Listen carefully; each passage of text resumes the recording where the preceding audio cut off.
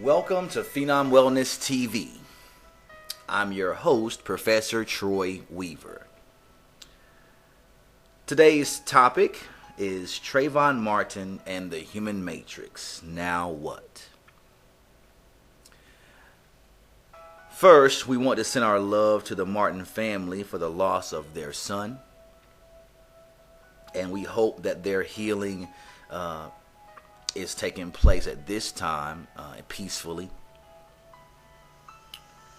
One of the reasons that Phenom Wellness is here is because I want to be able to, at least in some way, provide matrix-free data that we can use to benefit our children and our communities.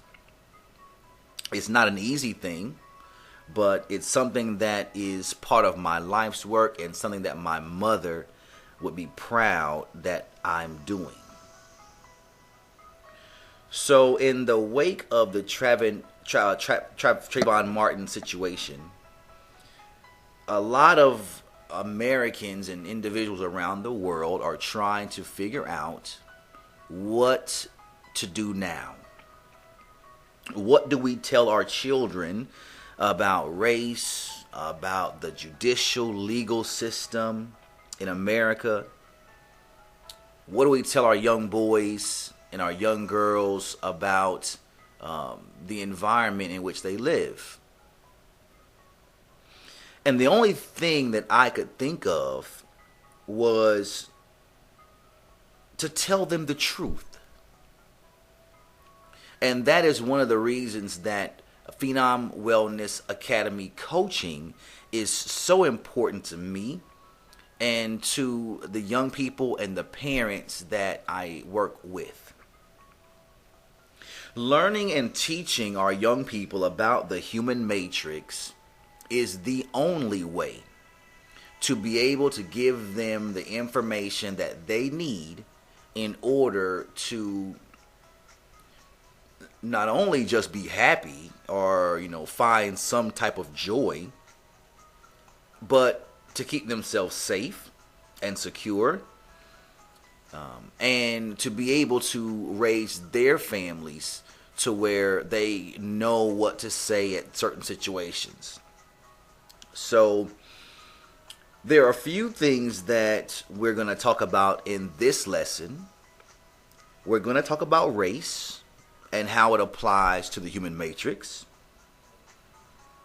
And we're going to try to offer solutions.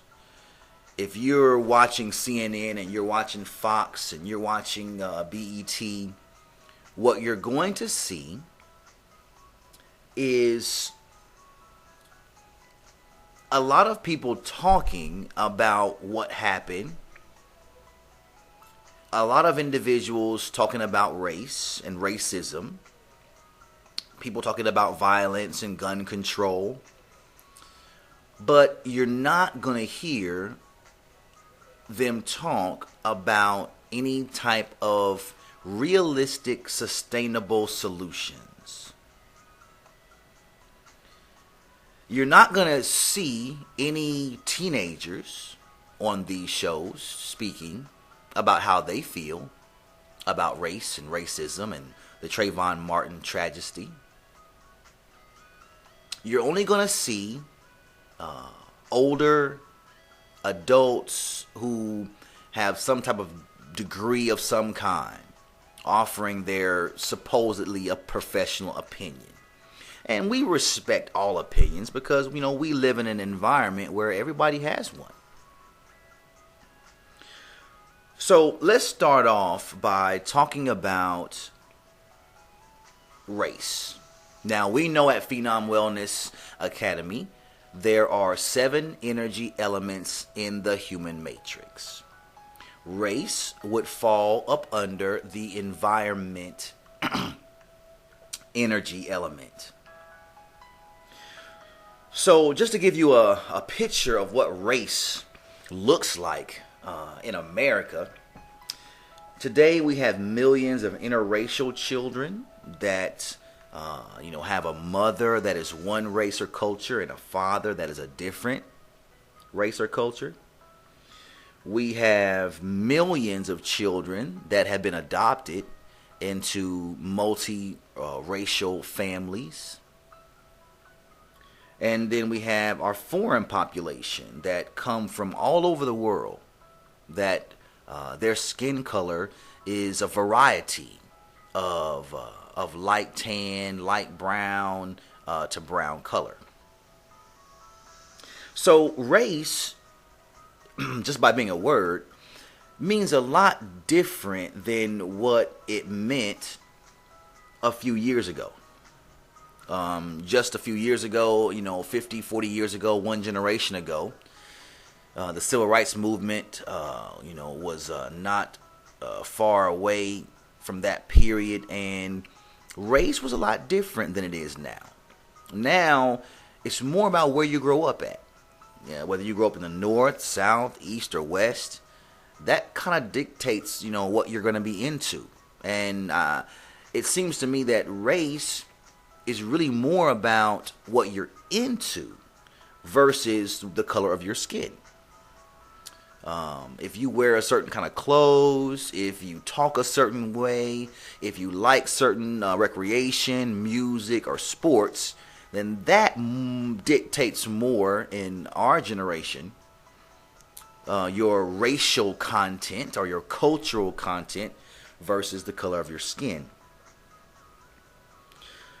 If somebody said, "I hate you, you millionaire. I hate you, you billionaire," does that make you a millionaire?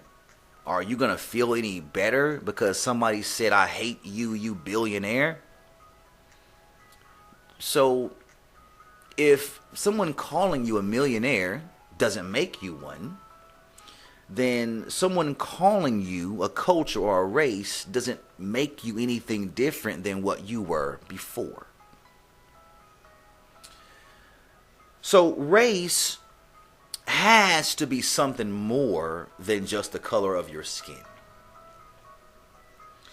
In the human matrix, race is a human management tactic. As we talk about the human matrix, and a lot of you that have heard me speak before or have been part of our blogs or part of our YouTube, then you know that we talk about the matrix in its real form. So we know that the architect is a very evil person. We know that the architect, his purpose, that energy purpose, is to unbalance everything that is good. So if we are created by the source, and the source, makes the tree, he made the planet, he makes the animals, and he created you, we would have to agree that the source doesn't know anything about race. The source did not create black, white. The source did not create Jews, Muslims, Catholics, Protestants. It said that in the beginning, the source created man and woman. So someone in the matrix had to create race. And we want to figure out why. Why is race such a big thing? If it doesn't gain you anything. If I say that I'm a black man, I'm a proud black man, what does that get me in this environment in which we live in? It doesn't get you anything. Nothing is going to be given to anybody for free. Now, as a human management tactic, racism is used for the sole purpose of monetary and political control. So now, if I'm a corporation and I'm advertising then I need to know what race of people I'm advertising to. Because that way I know what to say and what to present in my advertisement. So that's where money comes into play. In politics, in this demonocracy that we live in, everybody is so keen on race that they use the race card to get you to vote for certain people and to get you to support certain ideals. But we're human first, and actions always speak louder than words. So how we act as human beings really will dictate how another human being relates to you. Now, does racism exist? Yes, it does. The architect makes sure through television and radio and movies and internet programs that race and culture, the stereotypes of racism, are always put up into the forefront. So that way, you as a regular person, and we say regular because we're not in control of the television, we're not in control of what they play on the radio. So us regular folks, us 99%, we sit back in our world and use these stigmatisms that we've learned, or these stereotypes rather, to judge and rate other people, rather than actually getting to know them and knowing how they act or what they feel or what they think. It's to us, it's no different than dogs and cats. If you try to explain to a child or to anyone, why do dogs hate cats? And why do cats hate dogs? That would be a very interesting conversation to have. Because to this day, I do not know why dogs and cats don't get along. But they just don't. Now, there are plenty of dogs and plenty of cats that get along just fine. But on an average, we would say that dogs and cats don't like each other. And in the animal kingdom, it's like that with many animals that don't get along. So in order to help our young people to understand or overstand the environment in which they live, the first thing we have to do is teach them where they live, who owns and controls the environment in which they live, and what they can do as the one to protect themselves and work toward a better life for themselves and their families. The first thing that we do is we start off by teaching them about the architect. The architect, whether you want to call him a demon or Satan or evil, you can pick your own words. But the architect is meant to unbalance any and everything that the source created, starting with the planet. So would we say that somebody is racist against the planet Earth? Well, no, that really doesn't make sense because, the Earth isn't a race. But yet and still, we have corporations and men that for a long time have tried their best to destroy this planet. We, as human beings, they pollute the air by burning off coal that pollutes the air, spraying chemtrails in our atmosphere, ruining the ozone layer by launching satellites and rockets. They dig in the earth and ruin the entire area that they dig in. creating deserts where there was no desert. We cut down thousands and thousands of trees that we know give us oxygen, but we cut them down anyway. We go to the ocean and we dump billions and billions of gallons of oil on purpose or maybe by accident into the water. And then we move to the animals. And we hunt animals for no reason at all. We clone animals. We use animals for scientific experiments, up to the point where hundreds of animals are now extinct or on the way to being extinct. So we have the architect waging war on the earth itself, air, land, and water.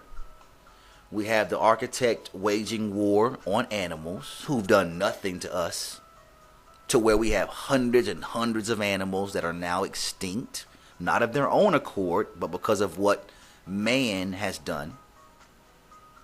And then we have the human race and the war that we've been in since the beginning of time. And that war is a war of control. Man wants to control other men. And that's just the way it's been. Control is a part of our environment all the way into our very households. Where, we have a husband or a boyfriend that wants to control his wife or his girlfriend, or vice versa, a girlfriend or wife that wants to control her husband. And men use violence and the threat of cheating or leaving a woman to control her. A woman uses her sex or her children to control a man. And then we have parents that use physical violence to control their children. And then children go to schools and in recreation, they join gangs and they have cliques and they begin to try to control other children. So this thing about control is a trickle-down effect. It doesn't stop with one generation. It just continues to trickle down to where by the time you're an adult, you're in a mode to whether either you're going to be controlled or you're going to be the controller. And racism is part of that control tactic. So, what can we teach our children to make them better understand the environment in which they live?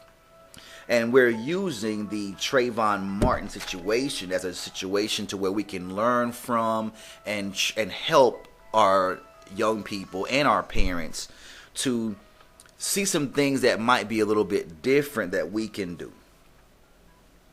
We talked about the architect. We talked about teaching our children that the television, the radio, the movies, the newspapers, all these entities are ways to control the way people think. And so you have to understand what evil is, what evil likes to do, so that you can protect yourself from it. So there's 3 things that we're going to discuss in our next few minutes. I want to keep this video under 25 minutes, and I'm at about 20 minutes already. So number 1, evil hates the light. 70% of all crimes in America and around the world are committed at night. Criminals cover their faces with masks, with sheets, and all type of different things in order to conceal their identity, because they don't want to be known as being evil. So we have to be aware that at night is when most evil is done. We cannot continue to allow our children, our men and our women, to walk around at nighttime feeling like everything is all right. We cannot teach our children that because we have money, because we live in a certain neighborhood or a certain house, or they go to a certain school, that violence is not there. We must teach them that at nighttime is a very particular time where they have to be on guard. If someone is watching you, if somebody's approaching you, if somebody's driving by your home or these kind of things, then we need to be aware. And in the day and age where we have all this technology, where we have, earphones in our ears at all times, we're texting on our phones, a lot of times, young people are unaware. Number 2 is physical fitness. You have to understand that every animal in every system of every matrix, the strongest survive. Even though that we want to believe that we live in a civil society and we have laws and we have police and this kind of thing, we have to remember that at the end of the day, we're still animals. And if you're not physically fit, then you're going to be prey. If you're not physically fit, you're probably going to be prey. And that means you're going to get picked on, you're going to get harassed, you're going to get bullied, and you're not going to be able to defend yourself properly. And when we talk about defense, a lot of times we think that means fighting. But if you look at other animals, the zebra never tries to fight the lion. The zebra knows what his strengths are. So we have to teach our children what their strengths are. And we have to teach them how to be smart as far as their physical fitness goes. Sorry about that. If you can run away, run away.